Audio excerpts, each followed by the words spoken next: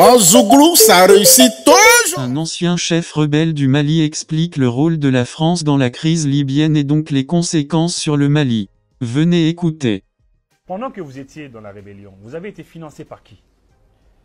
Pour ce qui me concerne, Oui. moi je n'ai jamais été financé par personne.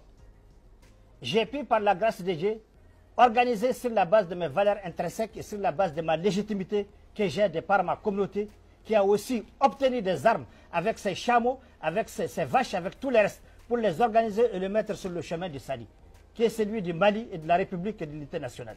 Par contre, ceux qui sont arrivés de la Libye, effectivement, ils ont eu le cutus et l'accord de la France de vider tous les magasins dont ils ont la responsabilité là-bas, trahir Kadhafi et de venir en échange à la Zawad. Hamad Mahmoud, l'ancien ministre chargé des relations extérieures du Yémen, l'a dit, oh, il ne l'a pas caché. Il dit, la France nous a dit, abandonnez Kadhafi, on vous ouvre un couloir, allez-y pour récupérer la Zawad, on vous donne l'indépendance. Hamad Mahmoud l'a dit, il est vivant, il a une acte, il ne cache pas ses mots.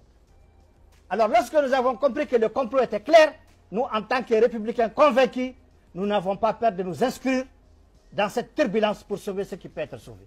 C'est comme ça que nous nous sommes Donc inscrits. c'est comme ça que cette histoire d'Azawad est venue. Exactement. C'était vraiment un marché de dupes et c'est la France qui l'a piloté depuis le début pour détruire Kadhafi, pour détruire les Libyens qu'elle a divisés en 1000 morceaux.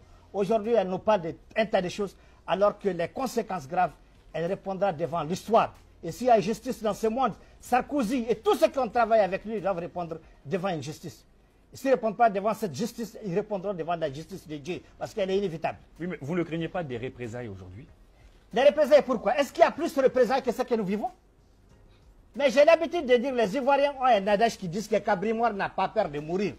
Il y a plus de représailles que... Vous pensez que s'il n'y a pas eu ce renversement de régime, aujourd'hui on aurait une lueur d'espoir pour dire qu'on va récupérer notre pays? Et aujourd'hui, je vais vous dire une chose. Même l'Union européenne que vous voyez, même les Américains sont en train de regretter d'être entraînés par Sarkozy et la France dans cette affaire de Libye.